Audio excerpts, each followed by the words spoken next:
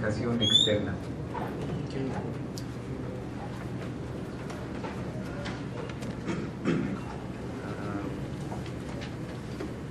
Algo que ya vimos sobre el paso de estas pláticas es de que, aunque lo puse en inglés, la traducción sería realmente de que no debemos de condenarnos a hacer la repetición de error tras error.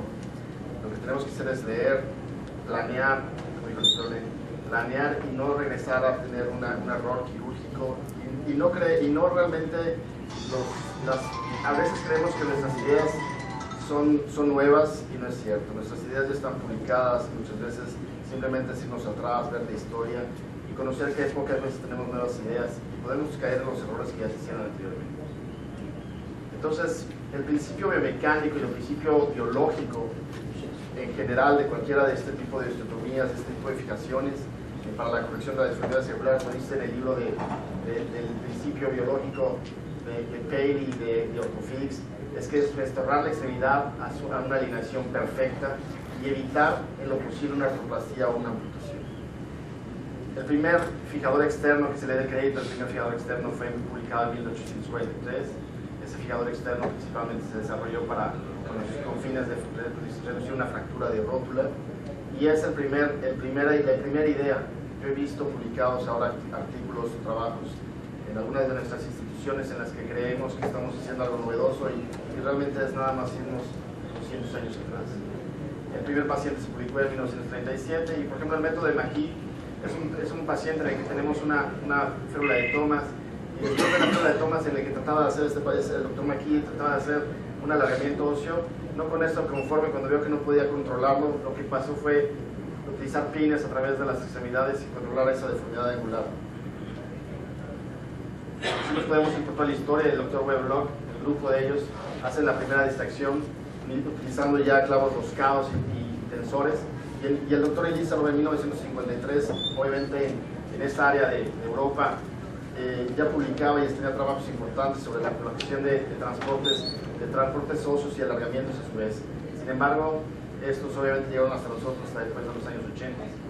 El Dr. Anderson también publicó estos artículos.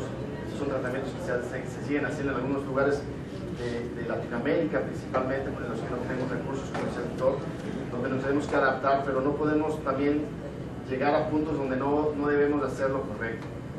Es mejor evitar las complicaciones, obviamente fijadores temporales para la fijación de fracturas y deformidades angulares, pero con consecuencias importantes. Y después de la Segunda Guerra Mundial, obviamente viene el boom, por ejemplo, del Dr. Benassiani en el 79, en donde habla obviamente ya de la dinamización. Esa dinamización en los fijadores externos, ahora sobre los micromovimientos cíclicos que van a generar una mejor formación de hueso. Y obviamente ya en nuestra área de América, principalmente hasta los 80, se introduce en el oeste lo que yo comentaba, que era el fijador de Orthofix. Otro fijador para transporte óseo en el 89, como el fijador de Hoffman. Sin embargo, demasiados sistemas, a veces algunos de ellos muy difíciles de controlar, en el que no podemos controlar todas estas situaciones. Y no es hasta que el Dr. Paley lo publica en el 92, por ejemplo, y los que hemos tenido la oportunidad de estar en sus cursos, obviamente poder planear esas horas, poder hacer una planeación perfecta.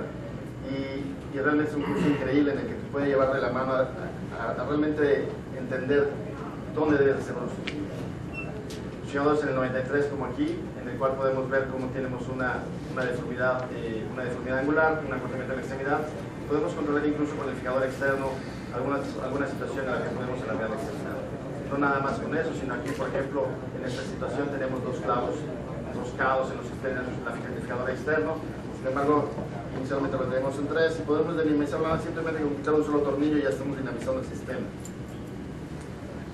Los requerimientos y el proceso biológico para tener un éxito es que tenemos un hueso viable, en el que tenemos que no tener un defecto importante, en que tenemos que tener una extremidad en la que tenga una adecuada vascularidad y además en el que el paciente no tenga datos de infección. Si esto además lo logramos con mucha estabilidad del sistema, es difícil lograr esto si tenemos una combinación importante y las condiciones mecánicas apropiadas. Y los problemas que podemos tener en este proceso es que realmente todos los que utilizamos un fijador externo, los que estamos haciendo fracturas y lo hacemos incluso en urgencias para alguna fractura de antebrazo, vamos a poner en un fijador, la reducción al 100% es ilógica, la verdad es que no existe.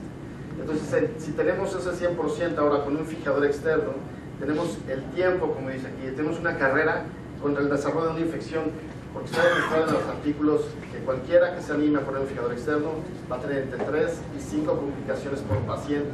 Y esas 3 y 5 complicaciones son desde una infección localizada a una infección importante. Entonces hay que tener un periodo de espera en el cual los hematomas se van a organizar, el tejido necrosado se va a localizar en ese punto. Vamos a empezar el alargamiento quizás a las 7 o los 7 días o los 7 días que tengamos que planear. Tenemos que pensar en la base vascular y la distracción. Esa distracción está demostrada que está entre punto 7 y punto 35 por cada 12 horas, en el cual podemos tener un éxito en el alargamiento. Y sin embargo, esto es increíble. En muchos de nuestros hospitales utilizamos la placa en 3, que decimos en 3, dividida en 3. Esta placa se deja de usar actualmente, ahora se utilizan los ejes mecánicos. ¿Por qué? Porque estas placas nos llevan a errores importantes. Esto yo lo demuestro en este estudio que hicimos en el instituto, en el cual primero nuestro paciente, en la placa de allá, el paciente lo tenemos en decúbito dorsal. Al técnico nunca le dijimos si estaba su placa a 1,50 de distancia del rayo. El total del acortamiento de la extremidad fue de 6,5. Después le dijimos, no, ponlo en la forma exacta como debe ser a 1 metro. Y el paciente ahora tenía 4,1 centímetros de acortamiento. Y no conforme con eso, le dijimos, ahora va de pie y va a tener un acortamiento de 7 milímetros. Entonces, ¿qué vamos a hacer? Entonces es un error importante donde podemos terminar de planearlo mal. Entonces hacemos un eje mecánico, hacemos toda nuestra planeación, podemos poner nuestras tablas y nuestras mesas en las cuales a veces están mal hechas estas mediciones, las tablas para los acortamientos. Y entonces es como yo le digo a mis pacientes, a mis residentes, ¿qué le pido? Pues le pido una paja planoarámica, le pido, hago mis ejes mecánicos, mis ejes anatómicos, puedo medir obviamente cuánto es mi eje mecánico, proximal tibia, distal, femoral, y entonces puedo planear mi cirugía. Y hasta entonces puedo planear cuál es la ósea escolar en el niño, puedo planear cuál es el porcentaje de crecimiento y dónde pongo el fijador. Ya habló el doctor Virrey acerca de la experiencia que tiene él, principalmente sobre la colocación de las fisis, el tratamiento de las fisis. Sin embargo, nuestro tratamiento va más allá. En la colocación de fijador externo es planear la historia clínica del paciente, saber si nuestro bebé, nuestro joven tiene una deformidad de embargo o tiene una deformidad de embargo, y esas deformidades obviamente tenemos que pensar en todas las posibilidades para ver si el paciente es candidato a una cirugía o no es una cirugía. Lo mismo en el varo y en el valgo. Y entonces, no nada más conforme con eso, si el paciente es de mi estatura, por ejemplo, es una paciente pensando corto o de talla baja, pues obviamente el paciente lo vamos a alargar, pero si el paciente estamos calculando que el paciente va a medir un 85, ese paciente quizás pudiera ser candidato incluso a un acortamiento en un alargamiento óseo. Todo eso lo tenemos que entender. Los pacientes, incluso si podemos platicar con él, así es mío, se pueden quitar los tornillos en el consultorio. Y entonces el manejo de la fijación externa es interesante en el sentido de que el punto es la reconstrucción de la extremidad. Y restaurar la extremidad, como decíamos, para evitar la amputación y la amputación. Las discrepancias de longitud, ya lo platicó el doctor Olin, obviamente son publicados por el doctor Shapiro, por ejemplo, tenemos hasta 5 patrones de corrección de los acortamientos, por fémurs cortos congénitos, hipertrofias, hemipertrofias, etc., que tenemos que considerar. Y también tenemos que considerar el trauma, la deformidad congénita y las consecuencias y resultado de una mala planeación quirúrgica. Entonces la clasificación de esta corrección tiene que ser una corrección de la deformidad por sí sola. Si el paciente lo tenemos que pensar que además de la corrección tengamos que hacer un alargamiento y o además planear una contractura. Y esta corrección se hace a través de esta clasificación, la clasificación de Sheffield. La clasificación de Sheffield lo que hace es planear en qué nivel se hace la osteotomía, cuál es la deformidad aguda, cuál es la crónica y a cuál le vamos a dar la importancia. Y entonces planeamos nuestro CORA de todo lo que se ha hablado en este curso, podemos planear dónde es exactamente nuestra osteotomía, podemos planear nuestros acortamientos, nuestras alturas, nuestras distancias, y entonces los factores relacionados al paciente, si el paciente lo acepta, qué esperanza esperamos, qué tenemos de esperanza y de expectativa en este sitio. El sitio anatómico es la cobertura, las lesiones neurológicas que comentaba el doctor Len, las estructuras neurovasculares importantes, los compartimentos, y el propósito quirúrgico que tenemos que planear con este paciente. Son pacientes al que tenemos que explicarles que tienen que tener incluso hasta 1 año con el fijador externo. Y estos son ejemplos de, por ejemplo, pacientes donde son casos donados, en los cuales al paciente se le puso un sistema externo, un paciente con tumores de gigantes en el cual para poder planear la corrección de la deformidad distal, que le hacen un transporte óseo, o pacientes en el que todavía podemos hacer un fijador externo con clavos en profundidad para hacer un alargamiento óseo o un transporte óseo, 3 meses de transporte, a 1 mes de trasfose distal, 6 meses de evolución,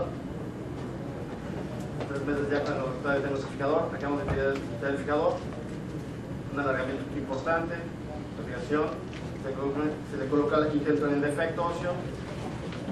Entonces nuestra reconstrucción femoral tiene importancias en el cual los músculos son largos y fuertes, tejidos blandos laxos, estructuras neurovasculares distales especiales y compartimentos generosos.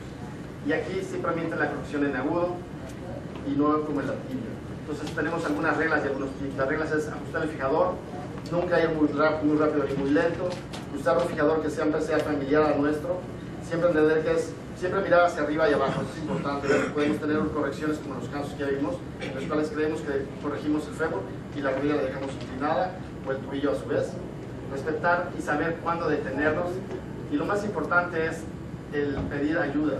Los tips son siempre nunca tener en cuenta que alguien puede saber más que nosotros. Asistidos los alargamientos con clavos, usar las guías de los clavos, incorporar acciones angulares. Y es posible todavía actualmente usar tornillos de hidroxila.